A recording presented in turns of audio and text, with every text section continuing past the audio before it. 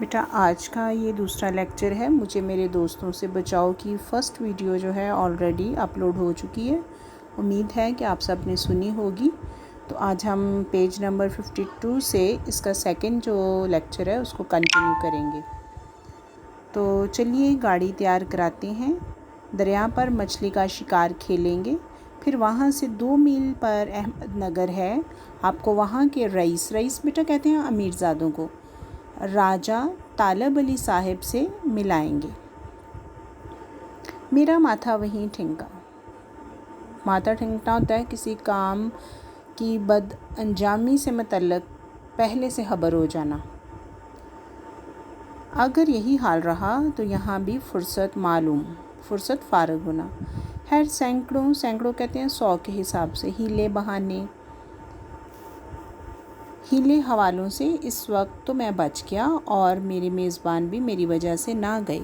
مگر مجھے بہت جلد معلوم ہو گیا کہ جس انا کا یعنی کہ یکسوئی کی تلاش میں سرگرداں تھا وہ مجھے یہاں بھی نہ ملے گی.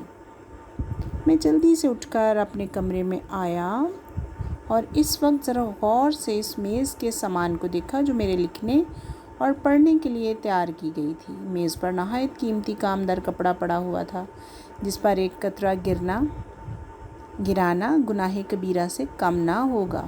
گناہ کبیرہ کہتے ہیں بہت بڑا گناہ. چاندی کی دوات مگر سیاہی دیکھتا ہوں تو سوکھی ہوئی. انگریزی قلم نہایت قیمتی اور نایاب کہتے ہیں بہت قیمتی کو. مگر اکثر میں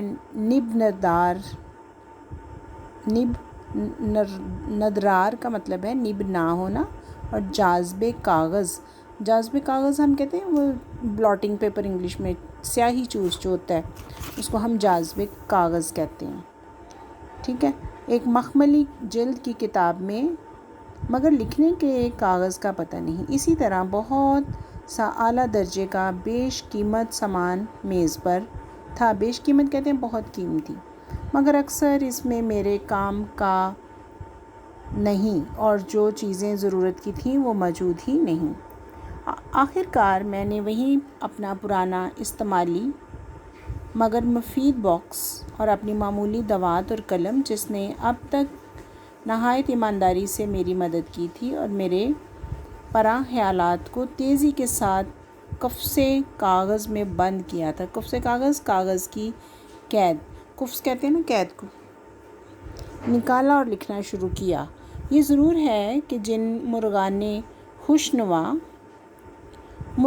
خوشنوا اچھی آواز میں چہچہانے والے پرندے، مرغان ہو گئے نا پرندے، خوشنوا اچھی آواز والے، میں شعراء اس قدر طیب اللسان ہیں کہ ان کی عنایت سے میں خوش نہیں ہوا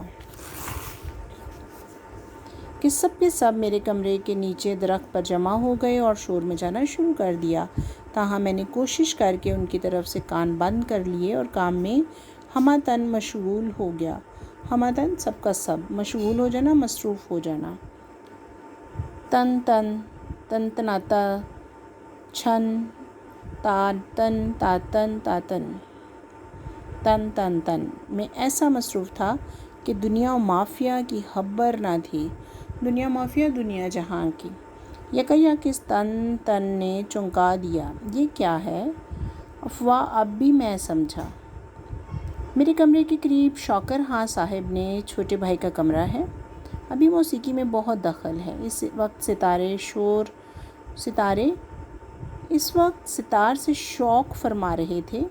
بہت خوب بجا رہے تھے، بہت عمدہ.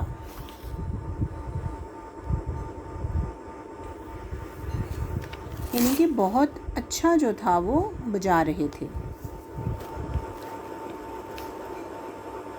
اور کوئی آدھ گھنٹہ انہوں نے موسیقی کی مشق فرما کر مجھے میری خواہش کے خلاف محظوظ فرمایا، لطف اٹھایا.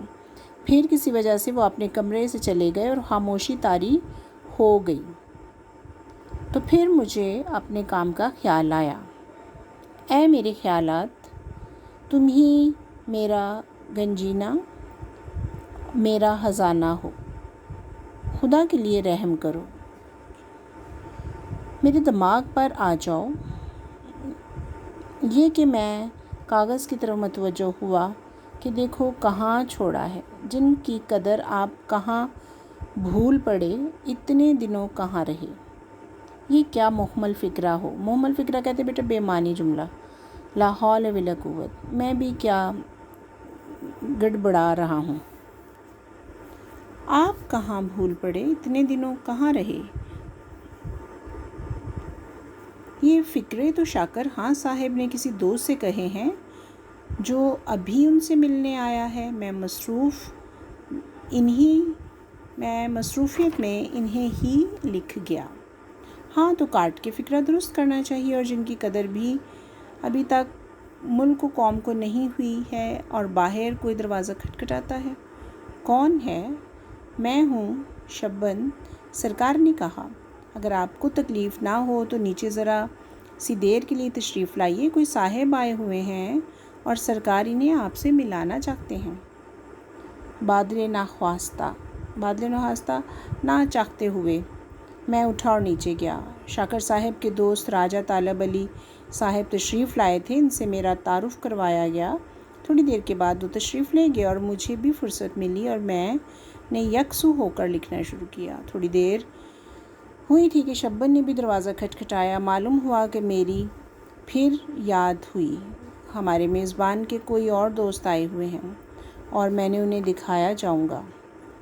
گویا میں مثل اس عربی گھوڑے کے تھا، مثل کہتے ہیں مثال کے طور پر، یعنی کہ یہاں پر عربی گھوڑے کی جو ہے نا وہ مثال دی گئی ہے کہ جیسے میزبان نے حال ہی میں خریدا تھا اور جو ہر دوست کو استبل سے منگا کے دکھایا جاتا تھا۔ ان دوست سے نجات پا کر اور بھاگ کر میں پھر اپنے کمرے میں آیا۔ خیالات غائب ہو گئے، خیالات غائب ہو جانا، خیالات ختم ہو جانا، اور پھر سے فکرہ از سر نو پھر بنانا پڑا، از سر نو دوبارہ سے۔ طبیعت اچاٹ ہو گئی، طبیعت تنگ پڑ گئی، تھک گیا، بہزار دقت پھر بیٹھا اور لکھنا شروع کیا۔ بہزار دقت کہ میں نے بہت اصرار کیا نہ کام کرنے کا بھی، لیکن پھر بھی کرنا پڑا۔ آپ کی مرتبہ خوش قسمتی سے کوئی آدھ گھنٹہ ایسا ملا جس میں کوئی آیا یا گیا نہیں۔ اب میرا قلم تیزی سے چل رہا تھا اور میں لکھ رہا تھا۔ ہم کو کامل یقین ہے کہ ہمارے ملک کے قابل نوجوان جنہیں تفتیش اور تحقیقات کا شوق ہے اور جو کولمبس کی طرح نئی معلومات اور نئی دنیا گو وہ علمی دنیا ہی کیوں نہ ہو کہ دریافت کرنے کے لیے اپنے تئیں دروازے پر پھر دستک کیا ہے؟ اچھا، دریافت کرنے کے لیے اپنے تئیں اپنے آپ خطرے میں ڈالنے سے بھی خوف نہیں کھاتے، ضرور اس طرف متوجہ ہوں گے اور اپنی کاوشوں اور کوششوں سے موجودہ پھر دروازہ کھٹکھٹایا گیا۔ کاوشوں کہتے ہیں بیٹا کوششوں، تو اس دوران جو ہے دروازہ پھر سے نوک ہوتا ہے۔ ہاں حضور سرکار آپ کا انتظار کر رہے ہیں، کھانا ٹھنڈا ہوا جاتا ہے۔ افواہ، مجھے خیال نہیں رہا، سرکار سے عرض کرنا میرا انتظار نہ کرے، میں پھر کھا لوں گا، اس وقت مجھے کچھ ایسی بھوک نہیں، اور آئندہ نسلوں کو زیر بار احسان کریں گے۔ یہی نوجوان ہیں جو قوم کی کشتی کو خدا کی مدد پر بھروسہ کر کے خطرات سے بچاتے اور ساحل مراد تک پہنچاتے ہیں۔ زندگی اور موت کا لانحل مسئلہ۔ دستک کیا ہے؟ سرکار کہتے ہیں کہ اگر آپ تھوڑی دیر میں کھائیں گے تو ہم بھی اسی وقت کھائیں گے، مگر کھانا ٹھنڈا ہو کے بالکل خراب ہو جائے گا۔ اچھا بھائی، لو بھی آیا، اور یہاں پر ایگری ہو جاتے ہیں کہ چلیں جی اگر دوست احباب جو ہیں وہ کھانا ٹھنڈا ہونے پر کھائیں گے تو بیٹر ہے کہ میں بھی ان کے ساتھ ہی جو ہے نا وہ جا کے کھانا کھا لوں۔ تو کہتے ہیں لو جی میں پھر ابھی آیا۔ یہ کہہ کہ میں نے کھانے کے لیے جاتا ہوں، سب سے معذرت کرتا ہوں۔ میزبان نہایت اخلاق سے فرماتے ہیں، چہرے پر تھکن معلوم ہوتی ہے۔ تھکن کہتے ہیں تھکاوٹ کو۔ کیا بہت لکھ ڈالا؟ دیکھو میں تم سے کہتا تھا نا کہ شہر میں ایسی فرصت اور خاموشی کہاں۔ سوائے اس کے کہ میں آمناً اور صداقتاً کہوں اور کیا کہہ سکتا تھا۔ اب کھانے پر اصرار ہو، جس چیز سے مجھے رغبت نہیں، رغبت کہتے ہیں دلچسپی یا شوق، وہی کھلائی جاتی۔ بات کھانے کے میزبان صاحب فرماتے ہیں، سپہر کو تمہاری گاڑی میں چلنا ہوگا۔ میں تمہیں اس واسطے یہاں نہیں لایا کہ سخت دماغی کام کر کے اپنی صحت کو خراب کر لو۔ واپس کمرے میں آ کر میں تھوڑی دیر اس عرض سے لیٹتا ہوں کہ خیالات جمع کر لوں اور پھر لکھنا شروع کر دوں، مگر اب خیالات کہاں؟ مضمون اٹھا کر دیکھتا ہوں، زندگی اور موت کا لانحل مسئلہ۔ لانحل کہتے ہیں ایسا مسئلہ جو کبھی حل ہی نہ ہونے والا ہو۔ اس کے متعلق کیا لکھنے والا تھا؟ ان الفاظ کے بعد کون سے ایسے الفاظ دماغ میں تھے؟ اب کچھ خیال نہیں کہ اس کو پہلے فکروں سے کیوں کر ربط پیدا کرنا تھا۔ ربط پیدا کرنا ہوتا ہے تعلق پیدا کرنا، آپس میں تسلسل کو قائم رکھنا۔ یوں ہی پڑے پڑے نیند آ جاتی ہے۔ تیسرے پہر اٹھتا ہوں تو دماغ بہت صحیح پاتا ہوں۔ زندگی اور موت کا لانحل مسئلہ بالکل حل ہو جاتا ہے، پورا فکرہ آئینے کی طرح صاف نظر آتا ہے۔ میں خوشی خوشی اٹھ کر میز پر گیا اور لکھنا چاہتا تھا کہ پھر وہی دستک۔ نوکر اطلاع دیتا ہے کہ گاڑی تیار ہے، سرکار کپڑے پہننے آپ کا انتظار کر رہے ہیں۔ میں فوراً نیچے جاتا ہوں تو پہلا فقرہ جو میزبان صاحب کہتے ہیں وہ ہوتا ہے، آج تو دستے کے دستے لکھ ڈالے۔ میں سچی بات کہوں کہ کچھ بھی نہیں لکھا تھا۔ وہ ہنس کے جواب دیتے ہیں کہ آخر اس قدر کثر نفسی کی کیا ضرورت ہے؟ کثر نفسی تو اپنے آپ کو کمتر ظاہر کرنے کی۔ اس کے دوستوں سے کہتے ہیں کہ اپنے آپ کو اتنا آپ کمتر کیوں ظاہر کر رہے ہو؟ آپ نے اگر لکھا ہے تو مان جاؤ۔ خدا کے واسطے جھوٹی نہ کھائیے قسمیں، مجھے یقین ہوا اور مجھ کو اعتبار آیا۔ مل ملا کر شام کو واپس آئے، کھانا کھانے کے بعد باتیں ہوئی ہیں۔ سونے کے وقت اپنا دن بھر کا کام دیکھتا ہوں تو صفحے سے زیادہ نہیں، وہ بھی بے ربط اور بے سلسلہ، کہ جس کا کوئی آپس میں تعلق نہ ہو۔ غصے اور رنج کہتے ہیں بیٹے غم کی حالت میں آ کر اسے پھاڑ دیتا ہوں اور دوسرے روز اپنے میزبان کو ناراض کر کے اپنے گھر واپس چلا آتا ہوں۔ میں ناشکر اور احسان فراموش کہاں جاؤں گا، مگر میں مجبور ہوں اس عزیز اور مہربان دوست کو بھی چھوڑ دوں گا۔ میں نے ذرا تفصیل سے ان کا حال بیان کیا، مگر یہ خیال نہ کرنا کہ یہیں ان احباب کی فہرست ختم ہو گئی جن سے میں رخصت طلب کر سکتا ہوں۔ رخصت طلب چھٹی لے سکتا ہوں۔ رخصت طلب کرنا ہوتا ہے چھٹی لینا، اجازت لینا۔ انہیں ابھی بہت ہی باقی ہیں۔ مثلاً ایک صاحب ہیں جو مجھ سے کبھی نہیں ملتے، مگر جب آتے ہیں میں ان کا مطلب سمجھ جاتا ہوں۔ یہ حضرت ہمیشہ قرض مانگنے کے لیے آتے ہیں۔ ایک صاحب ہیں جو ہمیشہ ایسے وقت پر آتے ہیں جب میں باہر جانے والا ہوتا ہوں۔ ایک صاحب ہیں جب مجھ سے ملنے آتے ہیں تو کہتے ہیں میاں عرصے سے میرا دل چاہتا تھا کہ تمہاری دعوت کروں، مگر کبھی بھی خواہش کو پورا نہیں کرتے۔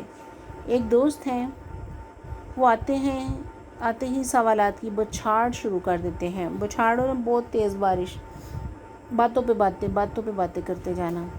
جب میں جواب دیتا ہوں تو متوجہ ہو کر نہیں سنتے، یا اخبار اٹھا کر پڑھنے لگتے ہیں، یا گانے لگا لیتے ہیں، کانوں پر گانے لگا لیتے ہیں۔ ایک صاحب ہیں جو جب آتے ہیں اپنی ہی کہے جاتے ہیں اور میری سنتے ہی نہیں۔